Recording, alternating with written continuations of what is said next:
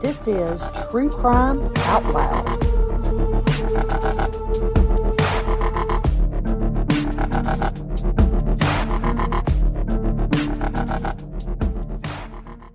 I'm your host, B. And I'm your host, Jen. And this week, we don't have a location description for you because these crimes took place all over the state of Florida. This week's case is going to be a little different because we're going to be discussing a female serial killer, Aileen Wuornos. And I'm sure a lot of you have heard about her. Maybe you can pick up some things from us that you didn't know. Aileen Carol Wuornos has been called the first female serial killer, but this isn't completely accurate. She is actually the first female serial killer to be profiled by the FBI after they began using the term serial killer around 1980. She was also a very unique female serial killer in that her victims were strangers, not family or close contacts as seen with other female serial killers. Prior to using the term serial killer, the term mass murderer applied to those who killed several people. And now we use the term mass murderer a little differently. Today, mass murder is generally considered a one-time event that involves the killing of multiple people. So think active shooter event, such as Las Vegas or Columbine or any of the, unfortunately, the multitude of active shooter events that we hear about. In a mass murder, the victims are either randomly selected or could be targeted for a specific reason, such as retaliation or revenge by the killer. In contrast to that, serial killing involves multiple incidents of homicide committed in separate events and separate crimes, where the perpetrator experiences an emotional cooling off period between the murders. And during this emotional cooling off period, which could last weeks or months or maybe even years, the killer returns to a seemingly normal life, or what is normal for them. What makes Aileen Wuornos so unique and newsworthy is that she, as a female serial killer, is killing in a pattern only seen before by male offenders. We're going to start with the crimes and the murders that Aileen Wuornos committed, and then we're going to go back and talk about her childhood. November of 1989, Aileen met 51-year-old Richard Mallory. Mallory owned an electronic repair business in Clearwater, Florida. He was last known to be traveling toward Volusia County. Now, Mallory had a history of going on drinking binges, so he wasn't immediately noticed missing. He also liked to frequent strip clubs and prostitutes, and he was described as living in the fast lane. The day after he met Aileen Wuornos, his car, a 1977 white Cadillac, was located near Daytona, Florida, with no Mallory. In the car, the police found his wallet, empty liquor bottle, condom wrappers, and bloodstains. They noted that the driver's seat was pushed all the way close to the steering wheel. They also knew that there were items missing from his car: a toolbox, a camera, and a radar detector. 2 weeks after he went missing, on December 10th of 1989, his body was found in a junkyard several miles from where his car was. They identified him through fingerprints as he was in moderate to advanced decomposition. Mallory had been shot 3 times, and 2 of these were the fatal shots to his lungs with a .22 caliber weapon. His pants pockets on his body were turned inside out, and he was covered with a piece of carpet. Aileen Wuornos had just killed her first victim, Richard Mallory, with a gun that she carried in her bag for protection. But the police didn't have any idea this was Aileen at the time. And in fact, they questioned several other people, to include a topless dancer. But all their leads went nowhere, and the case just kind of went cold. 6 months after she killed Mallory, police find an abandoned truck on I-75 with a flat tire. There was no tag on the vehicle, but the VIN was searched and came back to 43-year-old David Spears, who had been reported missing. They noted that the driver's seat was pushed all the way forward to the steering wheel. 2 weeks after David Spears' vehicle was found on June 1st of 1990, his body was found in a forest in Citrus County. Spears was nude. They located condoms, condom wrappers, and he had been shot 6 times in his torso. 5 days after Spears' body was found, Pasco County Sheriff's Office found the body of 40-year-old Charles Carskadden, a part-time rodeo worker. He had 9 small-caliber bullet wounds to his chest and abdomen, and it took some time to identify Charles because he was heavily decomposed, and they had a hard time determining his time of death. So by this point, police have 3 different bodies in 3 different counties, and there's no connection made that they are related in any way. In June of 1990, 65-year-old Peter Sims left Jupiter, Florida, heading out of state to Arkansas, and he was driving his 1988 Pontiac Sunbird. On July 4th, 1990, near Orange Springs, Florida, a witness was sitting on her porch drinking her a beer when she heard this car coming really fast down the road. She sees the car leave the road, it goes into a wooded area and hits a tree. This witness saw 2 women leaving from the car, and they were yelling and using profanity at one another. The witness asked the women if they needed any help because the blonde woman was bleeding from her arm. They told the witness they didn't need help, and the blonde woman kept telling the other woman to come on, let's go, so they left walking down the road. The blonde woman was not driving, but it was the other woman. The fire department and the police department respond to the scene, but the women are gone and can't be found. They talk to this witness, and they also locate a second witness who tells them that they also saw the 2 women. The car was found to belong to Peter Sims, a month after he had been reported missing. Sims was a retired merchant seaman, and he volunteered his time with a Christian outreach ministry. His nephew said Peter would pick up hitchhikers and talk to them about the Lord. His nephew told him, Uncle Pete, this is dangerous, but he said if something happened, at least he was doing the Lord's work. Peter Sims' body was never found. So the police get a forensic artist to work with these 2 witnesses, and they come up with a composite sketch of the 2 women. They didn't, however, publicly release these sketches at the time. They were showing it to local businesses like gas stations and that sort of thing, trying to come up with a lead on the identity of the women. Law enforcement at this point has still not connected the murders and the disappearance of Peter Sims. On July 31st of 1990, Troy Burris, a 50-year-old delivery driver from Ocala, Florida, was reported missing by his manager when he did not show up for his last few deliveries from the day before. Now, the day that he was reported missing, his vehicle was found near Ocala, Florida. It was unlocked and the keys missing. His body was found 5 days later in Ocala National Forest, about 8 miles from the location of his vehicle. He had been shot at least twice with a .22 caliber weapon. And again, the driver's seat was pulled all the way forward. It was after Burris that law enforcement began to see some similarity in all these cases and to talk to each other. They were all middle-aged white men traveling alone, all had their cars taken or were at a different location than their car. The driver's seat was pushed forwards toward the steering wheel, and all the interiors had been wiped clean. Then we move on to Dick Humphreys. He was a 56-year-old retired major from the U.S. Air Force and a former police chief in Sylacauga, Alabama. He was working for the Florida Department of Children's Services.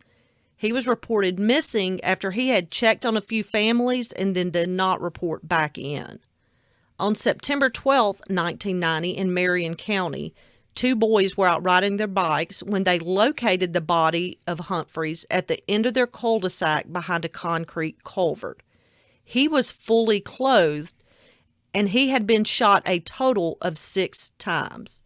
His car was later located in Suwannee County. So what the police do is go back and they're trying to track the movements of Humphreys to see where he would have been and who he could have come into contact with. They were able to determine that he had stopped at a truck stop for a soda sometime after 4 p.m. They questioned the clerk at this truck stop and show her the composite sketches. She remembered those 2 women being in the store the same day as Humphreys between 4 and 4:30. She said both of the women seemed kind of giddy. So law enforcement finally had confirmation that these 2 women were somehow involved in these homicides and disappearances of men. The media started calling them the damsels in distress because it was theorized the women were pretending to need help, and when the men stopped to help them, they would rob and kill them. The last victim located was Walter Gino Antonio. He was 62. He was nude and found on November 19, 1990, near a remote logging road in Dixie County. He had been shot 4 times in the back and head with a .22 caliber weapon. Antonio's car was found 5 days later in Brevard County. So all of these crimes are showing the same MO. So police have got a lot of clues to work through with this one, and they've developed a couple of suspects, these damsels in distress. And so their primary goal is going to be trying to find the identity of these women and then to tie them to the crimes with physical evidence. So they begin to do this by compiling a list of known property taken from the victims and their vehicles and then searching pawn shops. It's common in these personal robbery type crimes for the items to be fenced later on through pawn shops. In Volusia County, they located the radar detector and camera that belonged to Richard Mallory. And so to pawn something, the person has to show a valid ID, and the records showed that the items were pawned by Cammie Marsh Green. Police start looking for Green at this point, and they locate Cammie working at Publix grocery store, and they question her about pawning these items. She tells the police, hey, listen, I haven't pawned anything in years, and I have no clue what's going on. So the police show her the sketches of the 2 women, the damsels in distress, and she identifies them as Tyria Moore and Aileen Wuornos, but she tells police that she hasn't seen Moore or Wuornos in years. She goes on to tell them that about 5 years previously, Tyria was living with her and her husband, and Tyria would often watch their kids for them. One night she went out and came home with Eileen. Eileen didn't mesh real well with Cammie's husband, and they would have outbursts with each other, and she had actually threatened to kill him on occasion. Tyria and Eileen moved out around the same time, and Cammie realized that when they left, so did her identification. The pawn shop had also taken the extra step of obtaining a thumbprint of the person who pawned the items, and the police were able to determine that it was not Cammie's thumbprint, so that kind of validates what she's saying. They send the thumbprint off to the Florida Department of Law Enforcement, and they're unable to match it. So after running the thumbprint through a computer system and not obtaining any matches, the police take the extra step of having 3 examiners go through the fingerprint cards manually. And this was going to be a long and tedious process. But they got incredibly lucky. They had only been doing it 15 minutes when they matched the thumbprint to Aileen Wuornos, who had been arrested for a weapons charge and had an outstanding warrant on that charge. The police were obviously excited and ready to arrest Wuornos because they felt that they had at least one of the damsels in distress, but the prosecutors were not on board. They said there was not enough physical evidence to tie either woman to the homicides, and they even had no body on the Sims case. They said that a confession would be needed to pull everything together. They bring in undercover officers and put them in places where Eileen would frequent, including a biker bar known as the Last Resort. So this undercover officer is going to go into the Last Resort and try to befriend Wuornos. And he does. And he does this by buying her a few beers. And he pulls out a wad of cash real overtly, I guess, to show her that he had the money to pay for the beer. So after paying for Wuornos's beer, he tells her that he's been ripped off in a drug deal and that he had come to that area from Georgia to kill the two guys that ripped him off in the drug deal. And the undercover officer's job was to get close to Eileen and just keep eyes on her. He later said that she was upset and she had told him that she had lost someone she loved, and it was a person that she had been with for 5 years. She told him to bring all of his money and she would take him out and show him a good time. The undercover officer tells her he would, but he was going to get her a motel room where she could go take a shower first. He gives her the motel room key and they begin to leave the bar. And this is when officers swoop in and arrest her on January 9th, 1991. The undercover officer played it off so that he wasn't burned and even got into a fight with arresting officers as he was handcuffed, to play it up so that she wouldn't know that he was an officer. They didn't arrest her for the murders, but they did bring her in on the outstanding warrant for the weapons charge that she had previously gotten. So police have one of the damsels in distress in custody, but they do not have a line on Tyria Moore's location. They continue to investigate and they eventually locate her in Pennsylvania with her family. She immediately begins to cooperate and even gave them some of the property that belonged to the homicide victims. But this really wasn't enough to link her or Wuornos to the homicides. It basically only proved that she was in possession of stolen property. Tyria goes on to tell the police that Eileen had come home one afternoon with a white Cadillac and said that she had killed a man that day and covered him with a piece of rug. And this is obviously matching what Jen said earlier about Richard Mallory. Tyria said she didn't initially believe Eileen, but then became scared of her and afraid to leave because she was afraid that Eileen might try to hurt her. So after locating Tyria, the police are going to use her to get closer to Eileen and try to coax the story out. So they bring Tyria back to Daytona to a motel and they set up for her to talk to Eileen on the phone while Eileen is in jail on the weapons charge. Tyria writes Eileen a letter and gives her the number to the motel room where she's staying, and 5 days after Eileen's initially arrested, she places the call to Tyria at the motel room. Tyria talks to Eileen and tells her she's scared that they're going to arrest her and put this all on her, all of these homicides. But Eileen tells her that she loves her more than anything in the world and she is not going to let that happen. She told Tyria to do what she needed to do. Tyria is crying and tells Eileen that she doesn't even know if she wants to live anymore. And Eileen tells Tyria that she will confess if that's what it takes to keep Tyria from being arrested. Tyria obviously tells her to go ahead and do that and just get it over with. Tyria asked her why she did this, and her response was that she didn't know. So the phone call worked. The phone call that the police set up had the desired effect 100%. Eileen did exactly what she told Tyria she was going to do. She confessed to the police. She spent 3 hours telling police about her crimes and the murders of the 7 men.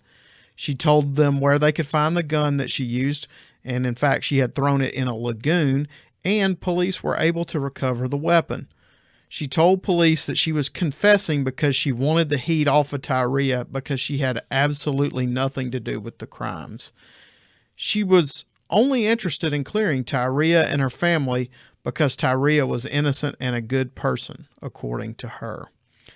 Eileen never mentioned self-defense in the initial confession to police, and the police discover that she has a key in her property, and this key went to a storage unit that she had rented in a different name. They search that storage facility and find other properties belonging to the victims. I want to note here, if you go online and you search for this confession from Eileen to Tyria, they called each other by different names. Eileen, by this point in her life, people were calling her Lee, and Tyria went by Ty. So if you hear those names, that's their nicknames. But I want to go back at this point and let's discuss some things that happened that made Aileen Wuornos who she is. She was actually born under the name Eileen Carol Pittman on February 29th, 1956 in Rochester, Michigan. But she grew up in Troy, Michigan. When she was born, her parents were in the middle of a contentious divorce, so she didn't actually meet her biological father, Leo Dale Pittman. Leo winds up later going to prison for molesting a 7-year-old child, and he killed himself in prison by hanging in 1969 when Eileen was 13 years old, and Eileen never met him. Her mother, Diane Wuornos, had married Leo when she was only 14. Eileen had an older brother, Keith. He was only a year older, and both of them were abandoned by their mother and adopted by their maternal grandparents, Laurie and Britta Wuornos. And this occurred around the time Eileen was 4 and Keith would have been 5. Eileen did not know that Laurie and Britta were actually her grandparents until she was about 12 years old, and she still later in life referred to them as Mom and Dad. Laurie and Britta, when they take in Eileen and Keith, they already had 2 kids of their own in the home, Barry and Laurie. So Eileen and Keith were raised with Barry and Laurie as their siblings instead of aunt and uncle. Eileen said her grandmother was an alcoholic and her grandfather was violent. She said she was sexually abused by her grandfather when she was in her teens, and she also had an incestuous relationship with her brother, Keith. Eileen felt closest to Keith, and he was the one constant in her life. And people said that she and Keith were sometimes best friends, and at other times they absolutely hated each other. Eileen ran away from home on a regular basis, and sometimes both she and Keith would run away. She first had sex with her brother when she was 9 years old, and by 11, she was trading sexual favors with boys for cigarettes and loose change to buy cigarettes and alcohol. Eileen performed poorly in school. According to Eileen, when she was 13 years old, she was raped by a friend of her grandfather's, and this older man got her pregnant with this rape. So she was sent to live in a home for unwed mothers. She gave birth to a baby boy at the age of 14, and she was forced to put the baby up for adoption immediately. She never got to see him or hold him. After giving birth, she comes back home, but then there are several things that happen. Her grandmother died, and she dropped out of school. She said after her grandmother died, her grandfather kicked her out of the house because he said the stress of her behavior is what caused and exacerbated her grandmother and made her die. So her grandfather was blaming Eileen for the grandmother's death. Eileen said this is when she began using sex to get money. She would live in the woods. She would sleep in cars. She would beg and steal and sell herself and pills just to survive. After being kicked out of her house, I said she lived in the end of the woods. Well, these woods were at the end of her street, and she did this for about 2 years. She said the winter months were really cold, so she decided she needed to be in Florida where it was sunny. So she began hitchhiking around and working as a prostitute. She was arrested for assault and disorderly conduct, but in the beginning there were no major crimes. In Florida in 1976, so she would have been about 20, she met Lewis Fell, and Lewis had picked her up when she was hitchhiking. Well, they got married that same year. Lewis was a prominent and wealthy man, and Eileen said she married him to have stability and comfort. But the marriage was annulled by Lewis 9 weeks after the nuptials happened. it was because they got in a fight, and Eileen ends up getting arrested for beating him with his own cane when he refused to give her money. Also, when she was 20, so in the same time frame, she found out that her grandfather had killed himself, and then her brother Keith had also died at the age of 21 from throat cancer. Eileen said she started not only having sex with men, but she would have sex with them and rip them off. She began having more brushes with the law, but one major conviction was for armed robbery in 1982. She held up a convenience store with a gun while wearing her bikini. She said she did it because she had been in a fight with her boyfriend and wanted to get his attention, and she started thinking if he really loved her, she could do this and he would get her out of jail. She tries to get away, but her car ends up breaking down, and she was easily caught. Eileen was sentenced to 3 years for this crime, but she only served a year and then got out and returned back to prostitution. While living in Florida and in Daytona, in 1986, Eileen met Tyria Moore. Eileen was 30 and Tyria was 24. According to Eileen, she, quote, turned to women, end quote, when she was about 28. And by this time, like I said, she was being called Lee instead of Eileen. Tyria had been a maid at a motel, kind of on and off, but Eileen was still earning money from theft and prostitution. Tyria was the most important relationship ever in Eileen's life. She really, really loved her and even referred to Tyria as her wife. And Tyria was the only person Eileen had in her life. Eileen said Ty knew how she was making money and what she was doing. She said they would live in cheap motels and sometimes in the woods or abandoned structures, and they were together for around 4 years.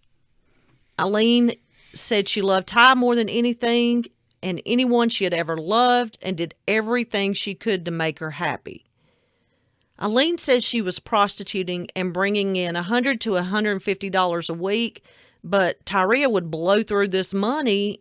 Eileen said this income was coming from her regular clients, and these were people that she was familiar with, but because Tyria was blowing through the money and wanted more money, that meant going back to hooking with strangers, and that's what Eileen did. Eileen said she wanted Tyria to have everything, so she did what she needed to do to keep her. So it's very clear that Eileen has had a rough life, and that's obviously going to be a factor in the trial. So this trial that began in 1991 is only for the murder of Richard Mallory, and the prosecution starts off by presenting that Eileen worked as a prostitute throughout Florida. She would go up to men and tell them that she needed a ride, and when they agreed to give her a ride, she would rob them and then kill them by shooting them. They also said that she would pretend to be a stranded motorist with a broken down car on some occasions to get a ride. Eileen's defense to this was that she had been raped, sodomized, and beaten by her first victim, who was Richard Mallory, and she claimed that his murder was justified because it was an act of self-defense. Wuornos said that Mallory had tied her to the steering wheel at one point. After he violently raped her, he used a Visine bottle with rubbing alcohol in it and put it in her rectum. She said that it burned severely because of the violence on her rectum. He then put it in her vagina and even squirted it up her nose. She said he laughed and told her that he liked to hear her cry and scream in pain, and this is what turned him on. She claimed that he said he would be saving her eyes for last. She said she was so angry that she spit in his face, and this is when he told her that she was a dead woman. She feared at this point that he was going to kill her, so she grabs her gun from her bag and shot him. Afterwards, she testifies that she covered him with a piece of carpet and left him. She then claimed that all of the other murders that she was accused of were also self-defense. She said that they got violent, and then she again decided to defend herself in each case, that she wasn't going to let them beat on her or kill her. The prosecution questioned why she didn't report the sexual assaults and why, after being violently raped, she went through Mallory's pockets as his pockets were turned inside out and property was taken from his car. During the course of the trial, Tyria testifies against Eileen, and Eileen cried during her testimony. I'm sure she felt that she had been betrayed by her one true love, and she realized that it was over at this point. The defense was angry that Tyria was never charged with anything. They claimed that at a minimum she knew about the murder of Richard Mallory and probably more, but she was never charged. The police said that knowing about the murder and not reporting Eileen basically amounted to a misdemeanor, and she served a much bigger purpose as a witness. The stolen property she possessed did not mean Tyria was involved, but at maximum they were looking at receiving stolen property. Tyria also revealed that she was the one driving Sears's car when they wrecked. Remember the one that Jen told you about where the witness on the porch drinking the beer sees him flee in the car wreck? She thought that maybe it was a car Eileen had stolen from someone, but she didn't know the details of it, and she certainly didn't ask. She did tell police that once they got out of the wrecked car, they wiped down the inside. So she is really the prosecution's star witness in this case. And as I stated earlier, this trial was only for Mallory, but they were allowed to bring in the other homicides and talk about those.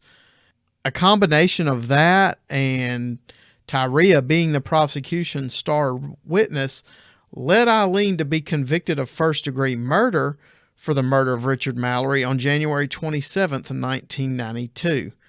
When Eileen was given the verdict of guilty, she shouted at the jury, "I'm innocent. I was raped. I hope you get raped, scumbags of America." Later, when she came back before the court for sentencing, she was sentenced to death for the murder of Richard Mallory. After the trial of Eileen, there were some other things that happened that are pretty interesting and come to play later on. It was discovered that Tyria was involved in negotiations on a movie deal. 3 officers involved in the investigation were also involved in negotiations. And the attorney that represented these officers for their movie negotiations also represented Tyria. One major thing that's one of these other things I'm talking about was Eileen got a new mom. In November of 1991, Aileen Wuornos, a 44-year-old self-described born-again Christian, and her husband legally adopted Eileen.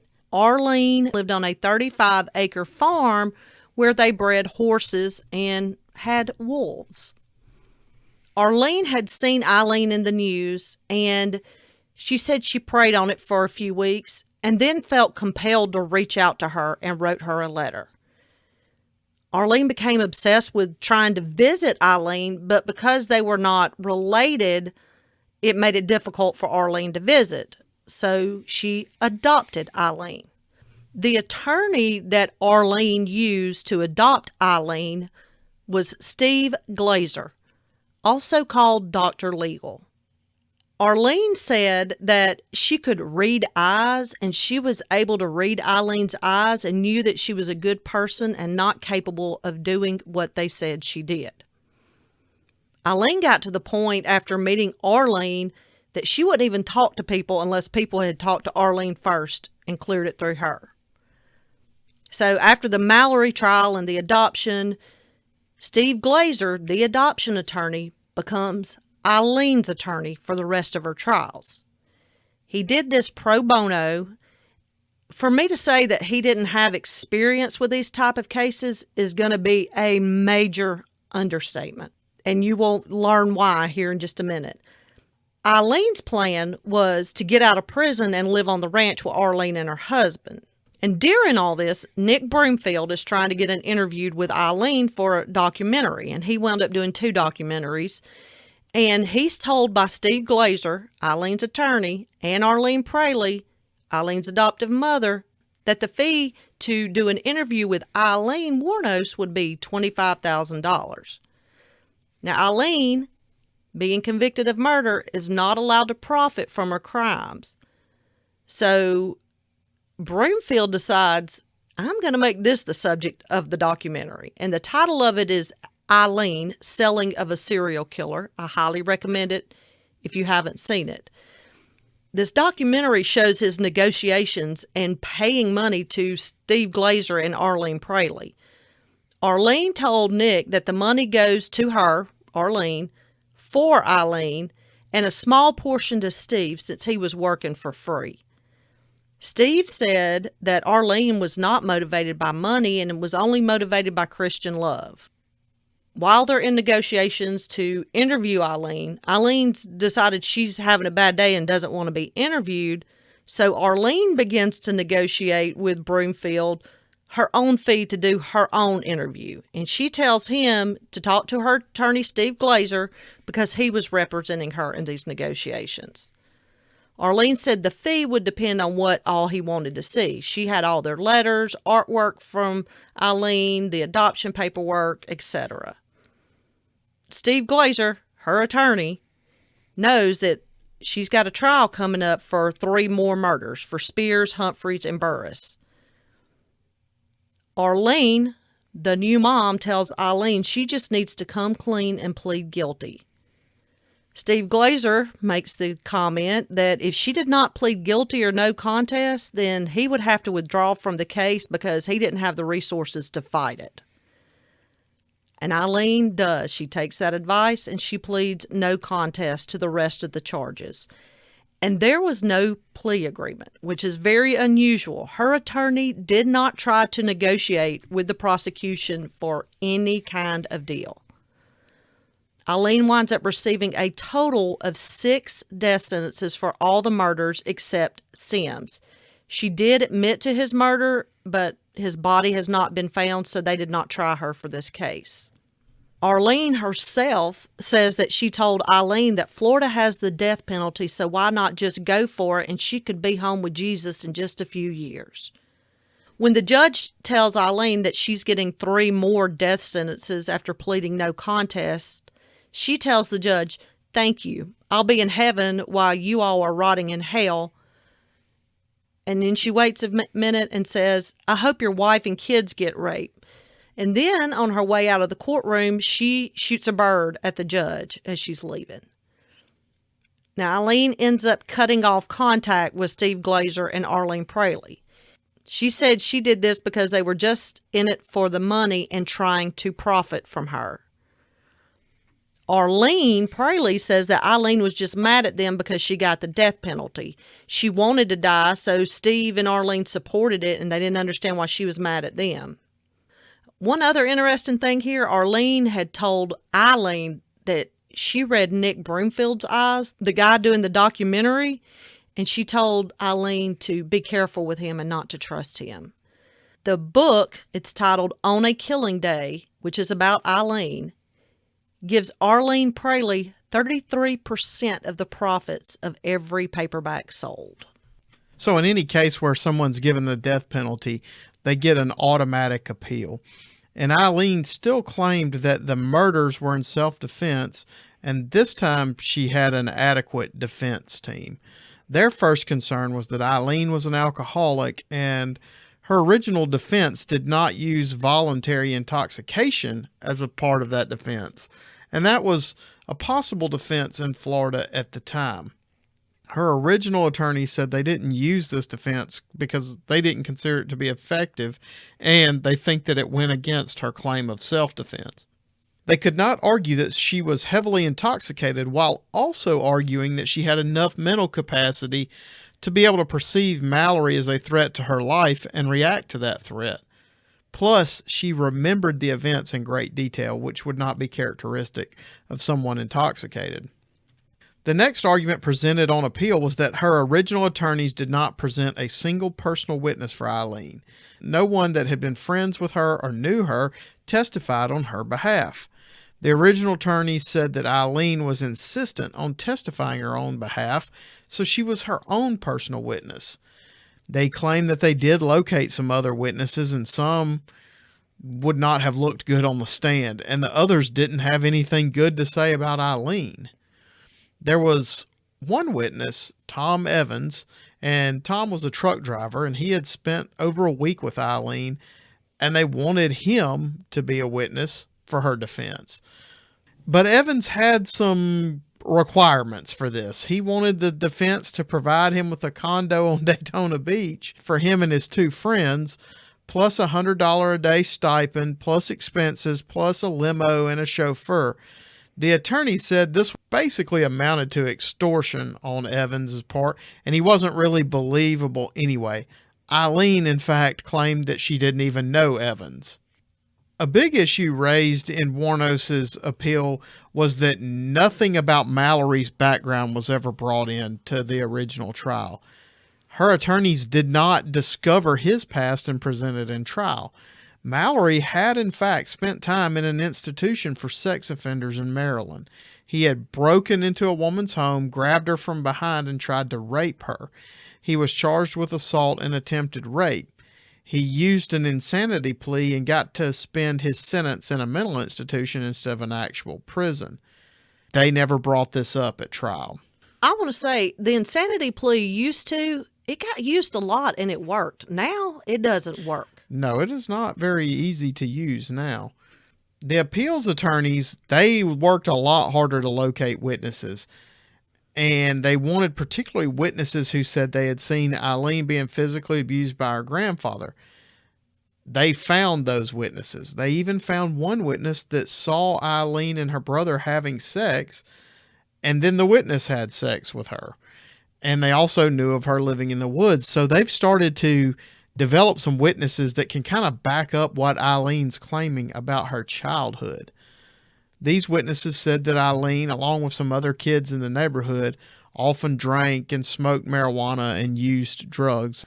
Again, this goes to back up the story that she originally told in her first trial. They said that Eileen was picked on and bullied by other kids, but she became known as a tough person and that most of the other kids were scared of her because she was mean. The psychiatric experts testified that she had a lack of parental nurturing, her dysfunctional family, her drug and alcohol abuse, the death of all of her close relatives, and she received no treatment for her sexual abuse and was even kicked out of her home without having the skills to take care of herself. The psychiatrist claimed that all this played a large role in who Eileen would eventually become. The rebuttal to that was that her childhood was not as big a factor because she was in her 30s when she started killing people. The appeals attorneys pointed out that her attorney for the no contest pleas, remember Steve Glazer, Dr. Legal, that he had smoked marijuana just before seeing Eileen and advising her to plead no contest to all of the subsequent cases that she had. And this was documented in Broomfield's documentary. Glazer told Broomfield that the ride to the jail was a 7-joint ride, meaning that he could smoke 7 joints from Gainesville, where he lived, to the prison. Eileen had been in prison for about 10 years, and she just fired all of the attorneys who were working on her appeals and were trying to secure her a stay of execution. One appeal attorney was worried about Eileen's mental health and felt that she was having some issues with reality. And during this time, Eileen becomes more and more angry and uncooperative. She would argue with the judge about even having to be in court to make these appearances for her appeals. And she also objected to her own witnesses. She just appeared to just want the appeals process to stop, and she said that she wanted her execution to be carried out immediately. In 2002, the governor of Florida lifted a temporary stay of execution that was in place after she had been evaluated by 3 different psychiatrists, each who said she was competent to understand the death penalty. A date was set for her execution in October of 2002, and at this point, all of her appeals are stopped. B pointed out that one of her attorneys had concerns about her mental health. So I want to kind of briefly discuss that here. Her mental health probably did play a role in her executing her victims. Unlike other female killers or female serial killers who prefer a less bloody crime, they usually use poison or suffocation. Eileen was getting up close and personal. During the penalty phase, 3 psychiatrists agreed that Eileen had borderline personality disorder. The U.S. Department of Justice and the Office of Justice Programs published in their journal in 2005 that Eileen met the diagnostic criteria for borderline personality disorder and antisocial personality disorder. They felt her crimes were not sexually motivated, as had been hinted on by other publications, but her goal was robbery and to eliminate witnesses. According to the National Alliance on Mental Illness, NAMI, borderline personality disorder can lead to impulsivity, poor self-image, stormy relationships, intense emotional responses to stressors, and can also lead to self-harm. They estimate only 1.4% of the adult U.S. population has borderline personality disorder, and 75% of those diagnosed are women. But they point out that men probably do have a higher rate but are commonly misdiagnosed with PTSD and other disorders. People with borderline personality disorder will have unstable personal relationships. They frantically try to avoid real or even imaginary abandonment by others. They're impulsive and reckless. They can have dissociative feelings or out-of-body type feelings. And severe cases can cause brief psychotic episodes.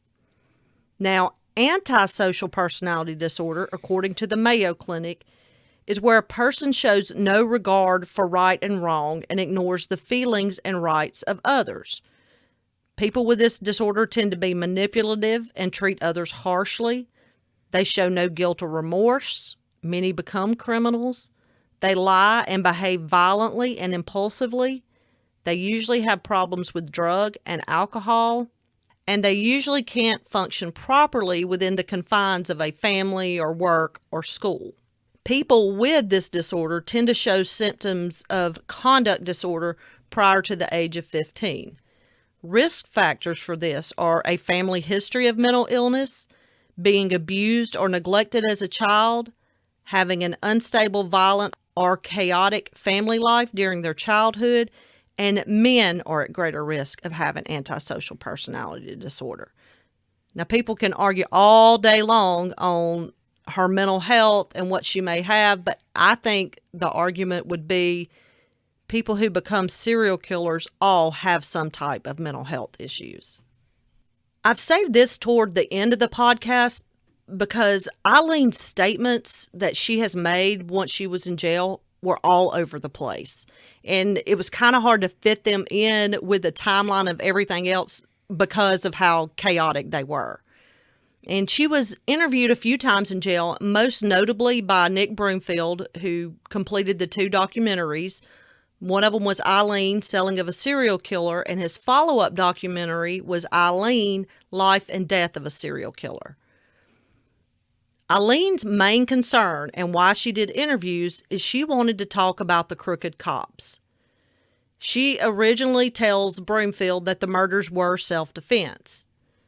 After she stopped all her appeals, she said the murders were not at all self-defense, but were in cold blood. However, when the camera wasn't rolling, she whispers and she's telling Nick Broomfield that the murders against Mallory and some of the others were in self-defense, but she couldn't tell anyone because this would jeopardize her execution, and she wanted the execution to take place in a hurry. Eileen reveals that Tyria knew what she was doing, and she even showed her the money that she had stolen from these men. Eileen, to the end, claimed that she still loved Tyria.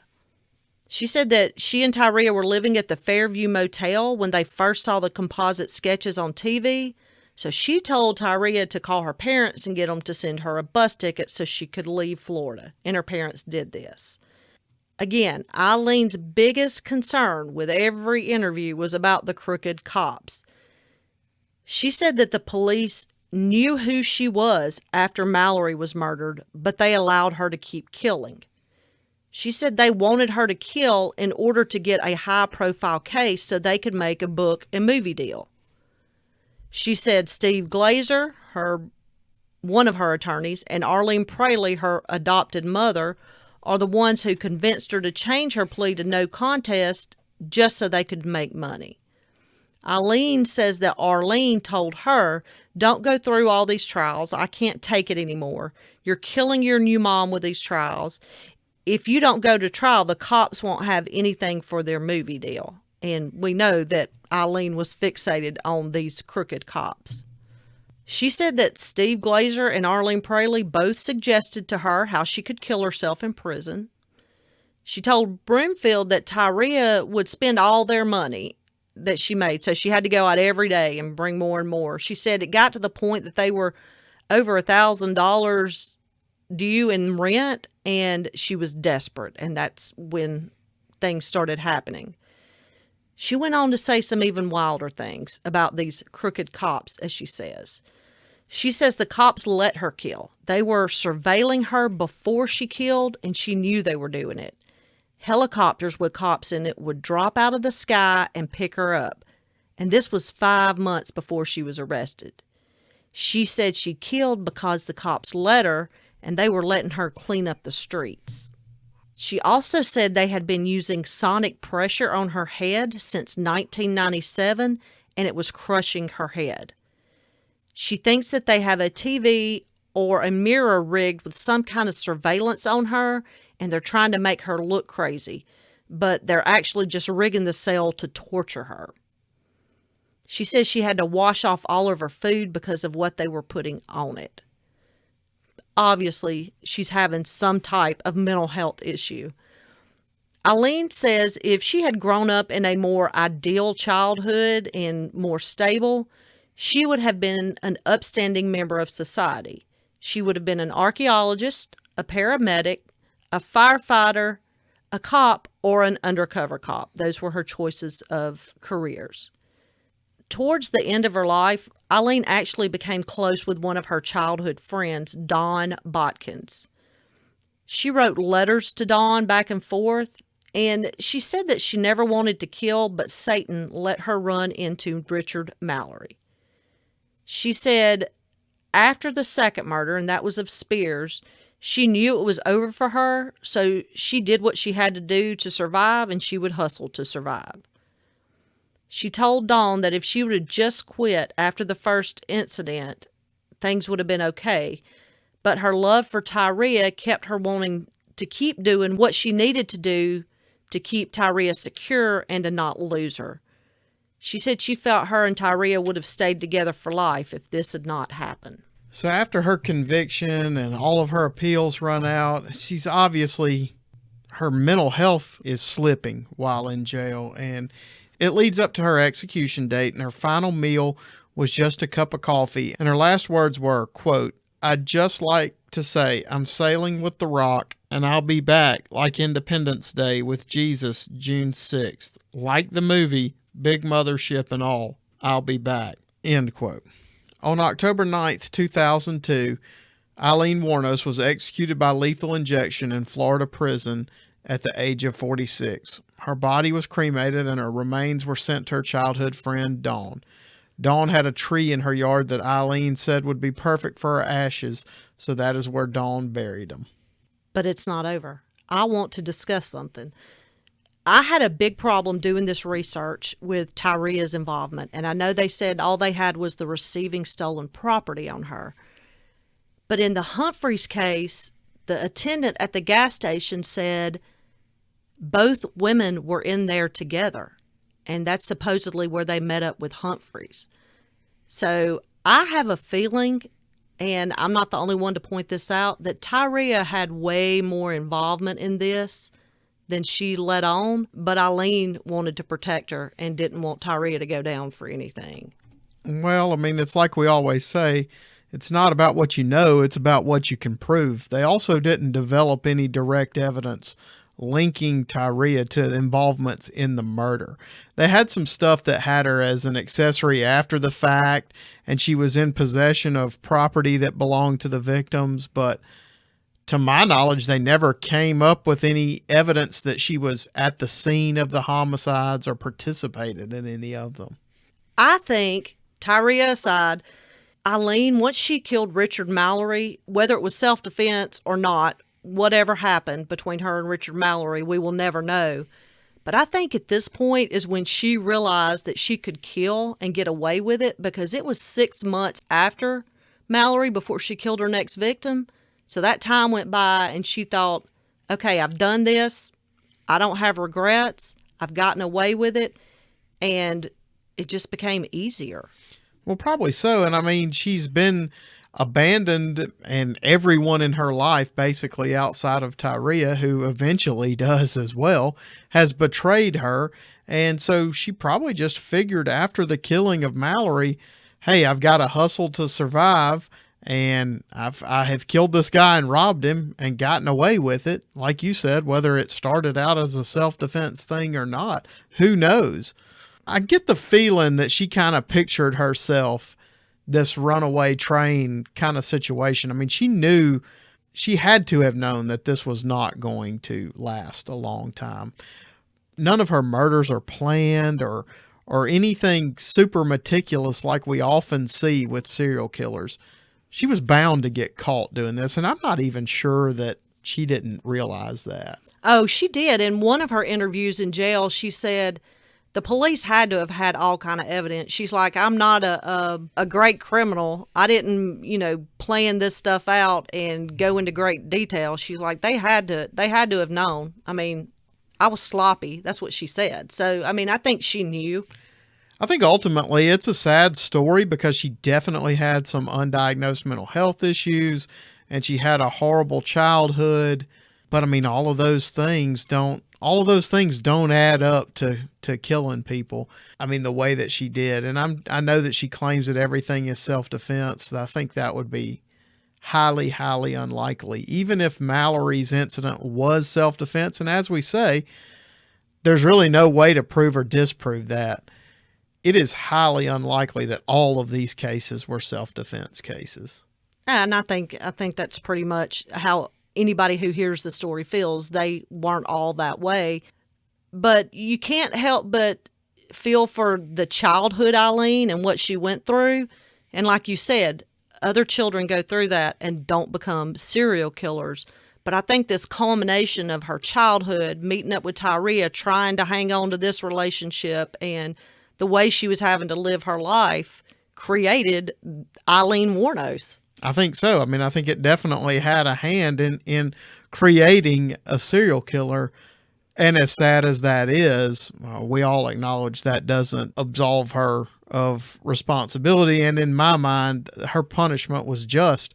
And obviously in her mind too, because she didn't even try to fight it very hard. No, she just wanted to go. And I mean, I just look at this compared to somebody like Jeffrey Dahmer, who had a decent childhood growing up and became what he became. And then you have somebody like Aileen Wuornos, and when comparing the two, you look at Jeffrey Dahmer and say, how in the world did he become this person? And you look at Aileen Wuornos and her life, and you're like, oh, it makes sense how she became this person.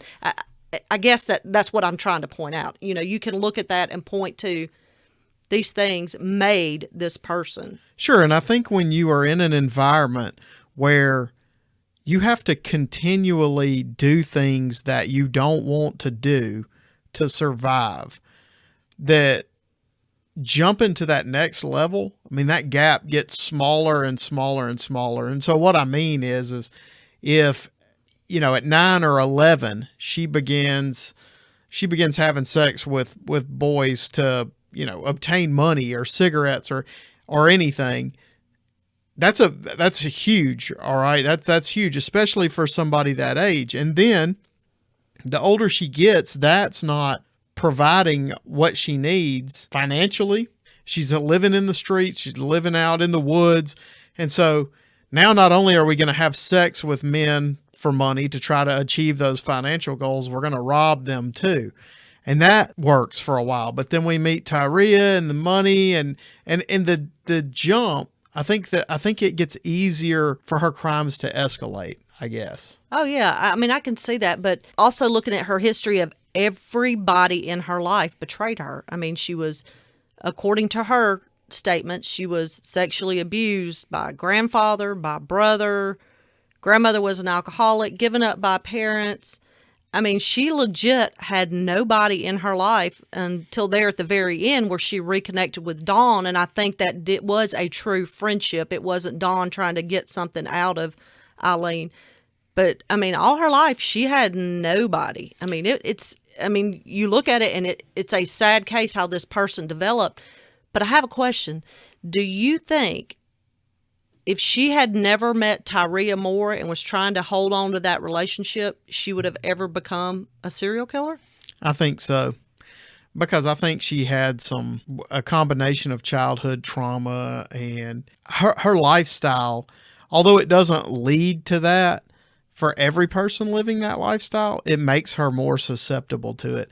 And she would have met someone else or found another situation that led her there. I mean, I think that her becoming a serial killer, and committing these crimes has way more to do with her childhood and those traumas than her anger and than meeting her hatred, than meeting Tyria, in my opinion.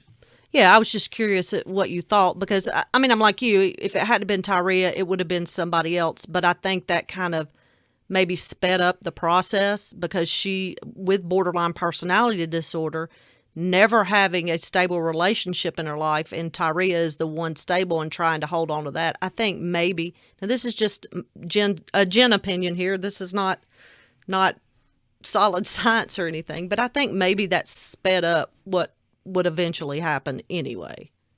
It might have. It's really hard to know what was really going on because her statements were so inconsistent, and 1 minute this is self-defense and 1 minute it's not. And after her mental health deteriorates as bad as it has been, kind of calls the whole thing into question, really. I mean, what independent evidence do we have? Now, we did have some witnesses that saw some childhood trauma and stuff.